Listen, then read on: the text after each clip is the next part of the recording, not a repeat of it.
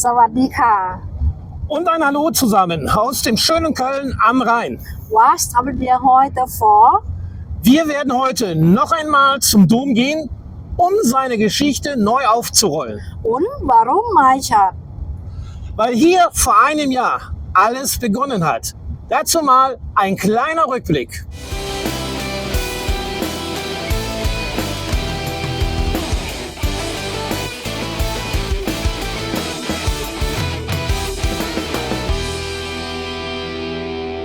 Aber zurück zum Heute und einen riesengroßen Dank an alle, die uns in dieser Zeit unterstützt haben.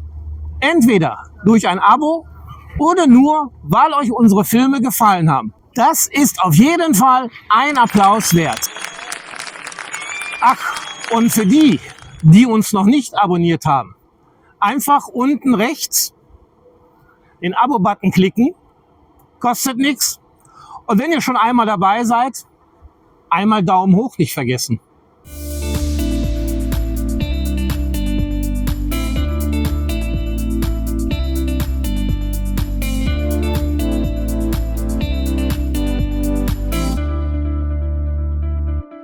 Den Startschuss mit der Grundsteinlegung wurde von Erzbischof Konrad von Hochstaden 1248 gelegt und das auf einer Grundfläche von 7.914 Quadratmeter.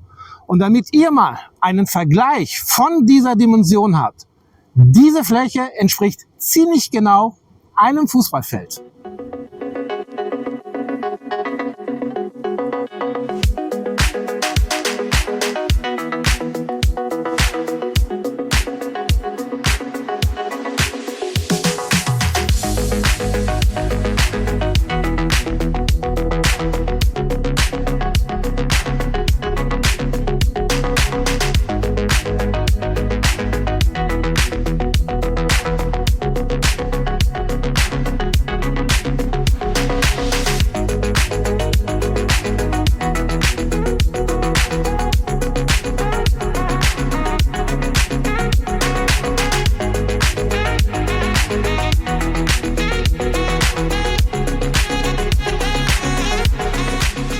Und wo wir schon mal mit dem Zollstock unterwegs sind, machen wir auch gleich mal weiter.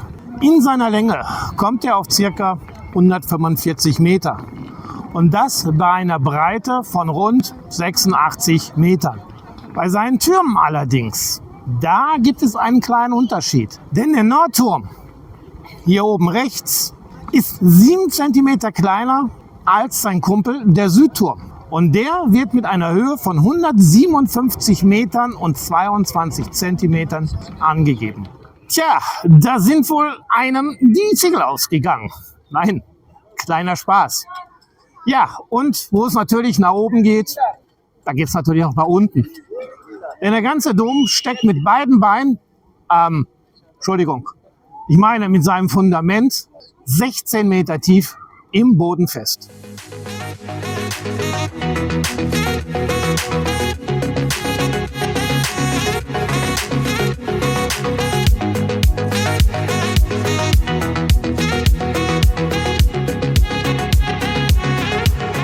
Bei diesen Dimensionen hatte damals der Baumeister Gerhard, so hieß der damalige Architekt, einen ordentlichen Klotz hingezaubert. Aber einen kleinen Haken gibt's immer. Um den Kasten zu entwerfen, spickte er ein wenig bei seinen Kollegen ab und holte sich die Inspiration zu seinem Dom aus den Kathedralen in Amiens, in Straßburg und aus Paris. Warum also das Rad neu erfinden?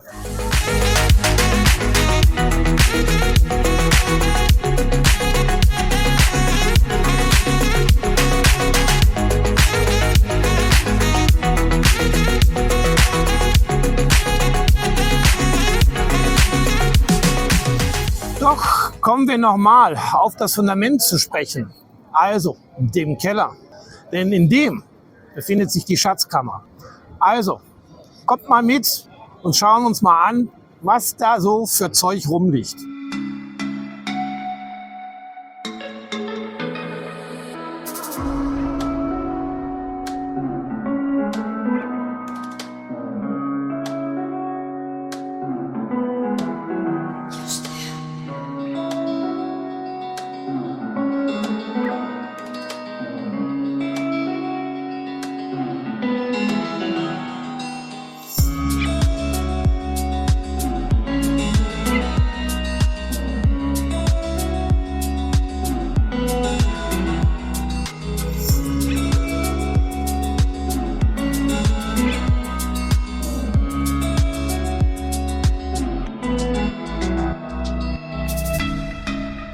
Halleluja! Bei diesem vielen Gold, Smaragden und Rubin lässt sich so mancher Klingelbeutel füllen.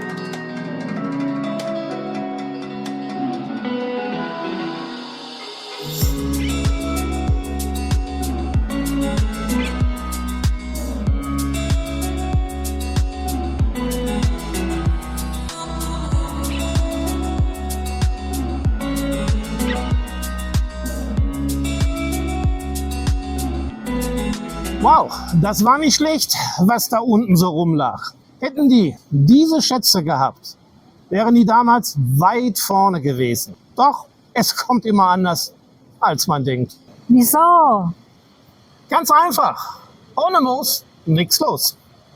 Das Ding hatte in der ersten Bauphase so viel Kohle verschluckt, dass man 1528 das Projekt vorerst auf Eis legen musste, bis wieder genügend im Klingelbeutel war.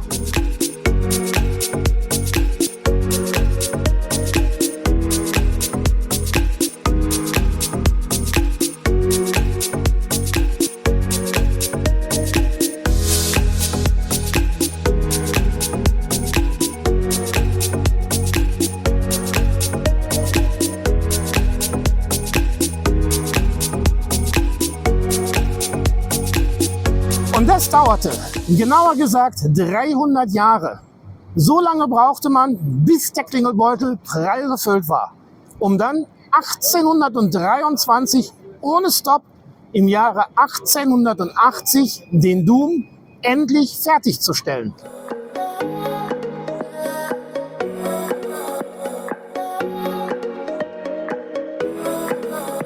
Doch das war nicht alles. Zum Bauende gab es noch eine Überraschung. Und ich denke mal, damit hatte der Baumeister Gerhard nicht gerechnet. Denn zeitgleich dazu erschaffte er das höchste Bauwerk seiner Zeit auf der Welt.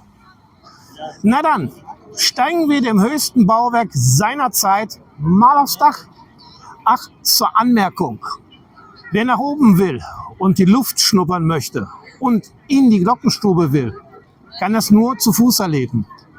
Also lasst euch den engen Aufgang im Südturm mit seinen 533 Stufen nicht entgehen. Das wird lustig.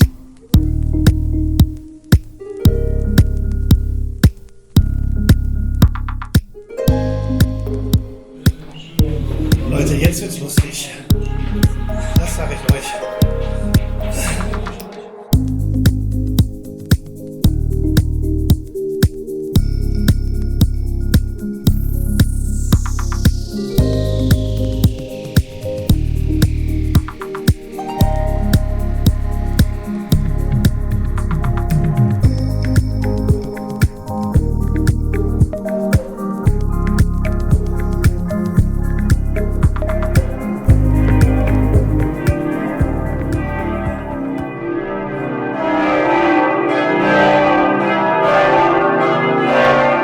Hallo, was für ein Teil. Die berühmteste Glocke hier im Dom, die Petersglocke oder wie sie auch genannt wird, der dicke Peter. Sie hat nicht nur einen gewaltigen Sound,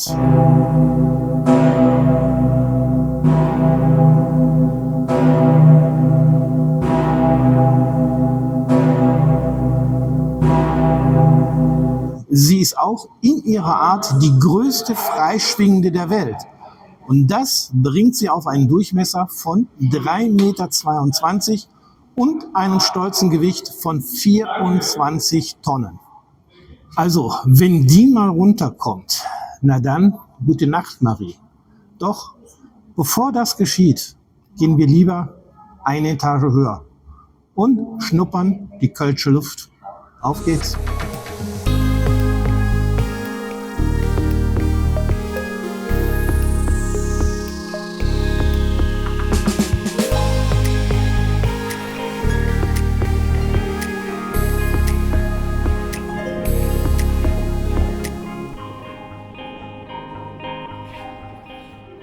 Ah, herrlich diese Ruhe hier oben. Nur die gab es nicht immer. Wieso nicht? Denn 1943 erlebte der Turm seine nächste Überraschung, als britische Bomber Köln in Grund und Asche legten. Hier mal ein Foto aus dem Archiv der Stadt Köln.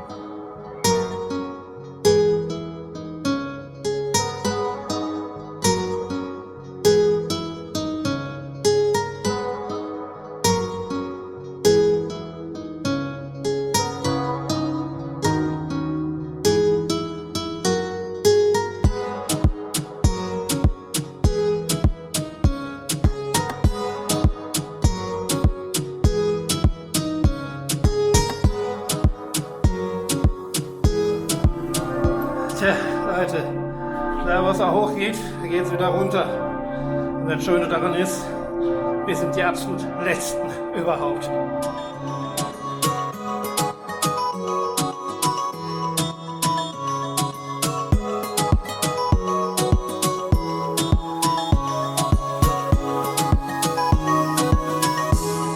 Fällt euch daran was auf? Während man Köln zusammenkehren konnte, steht der Dom wie durch ein Wunder noch da. Okay, ein paar Kratzer hat er schon abbekommen. Aber zum Rest der Stadt? Wer da wohl seine Hände drüber gehalten hat? Oder waren die Briten mit dem Dom so nachsichtig? Wer weiß das schon. Aber jetzt gehen wir mal rein in den Dom. Mal sehen, was uns da erwartet.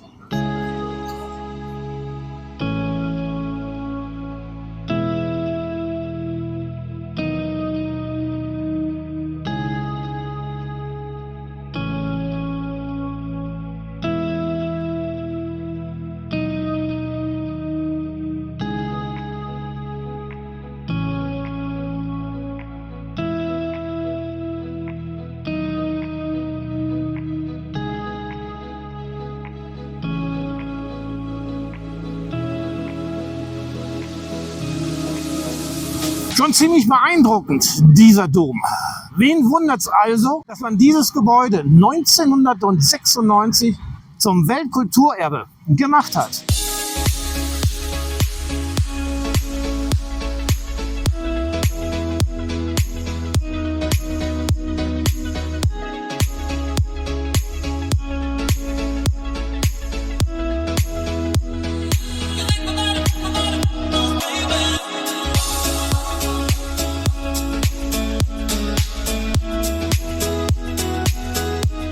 Aber jetzt mal unter uns Messdienern. Ja, man will es nicht glauben. Doch es ist wahr. Ich gehörte mal dazu. Hier im Dom und in diesem goldenen Schrein sollen sie ruhen. Die Gebeine der heiligen drei Könige. Kaspar, Melchior und Balthasar.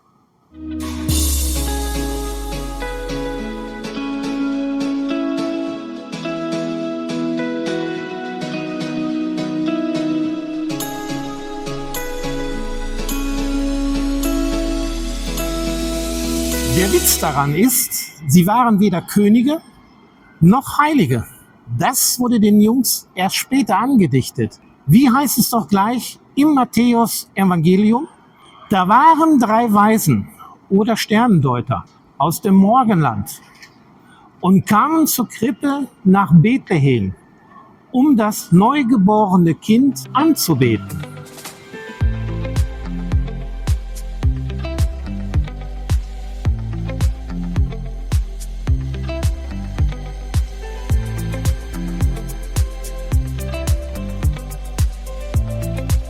Doch wie kamen jetzt die Gebeine nach Köln?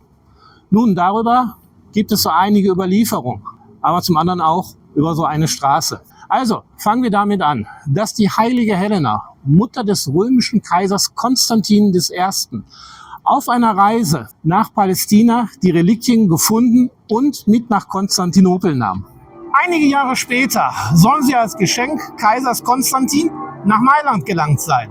Von dort, nach der Eroberung von Mailand um 1164, durch Kaiser Barbarossa als Geschenk an seinen Berater, dem Reichskanzler und Kölner Erzbischof Reinhard von Dasel, weitergereicht worden sei, um sie dann ein wenig später hier im Schrein zur letzten Ruhe kommen zu lassen.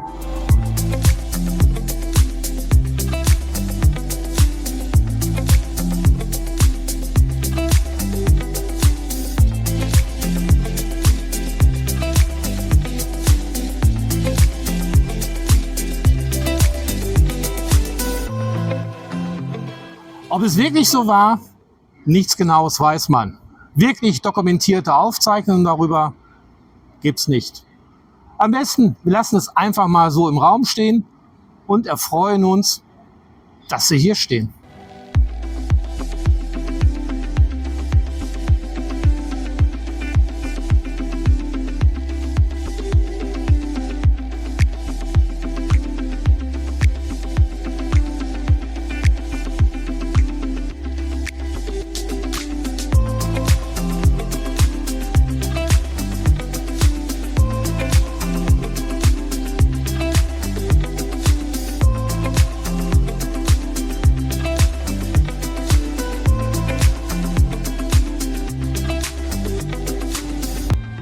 Noch eins zum Abschluss. Wenn euch unser Beitrag gefallen hat, dann nicht vergessen, einmal Daumen hoch, kommentieren und abonnieren nicht vergessen.